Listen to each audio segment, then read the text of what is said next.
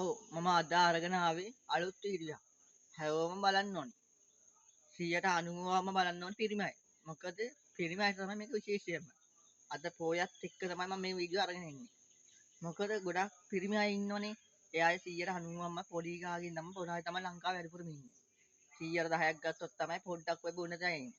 එහෙම එකේ මම මේක ගෙනාවේ මේ විශේෂයෙන්ම ගෙවල් වලට රණ්ඩු වෙනවා. එහෙම ගියාම ළමයිට තාත්තලා පේන්නේ නැහැ, තාත්තලා ළමයි පේන්නේ නැහැ, ගෑණි මිනිහා පේන්නේ නැහැ. මොකද මුන් බීලානේ යන්නේ. කනමත්තු වගේ බීලා යනවා. ඊට පස්සේ ගෙදර ගෑනිත් එක්ක වලි දානවා. මොකද ඊට පස්සේ ඉතින් ගෑනිට කියනවා මේක උයලා දීපන් අරක උයලා දීපන් කියලා. ඒක මිනිහා මොනවා ගෑහුවා තියෙන්නද? මිනිහා දැනගන්න එපා ඒකට ගෑනිට ගියක් දෙන්න. කන්න මොන්නේ එහෙම. ඊට පස්සේ ගෑනිට ගහනවා හවසට. උයලා දෙන්නේ නැහැ කියලා.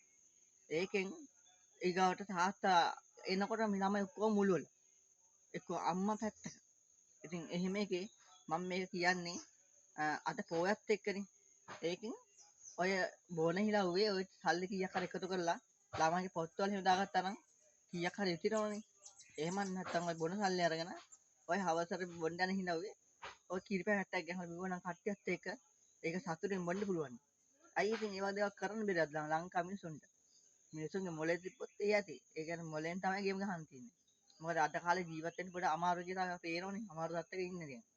ඒකෙන් කට්ටිය පොඩ්ඩක් සැනකිලිවත් වෙන්න ඕනේ පොඩ්ඩක්. අය කියන්නේ බොන්න නැතුව ඒ සල්ලි කීකේ හරි ඉතිරි කරලා ළමයි පොත්වල දාලා ඉස්කෝලේ යවන ළමයින්ට උදව් කරන්න ඕනේ.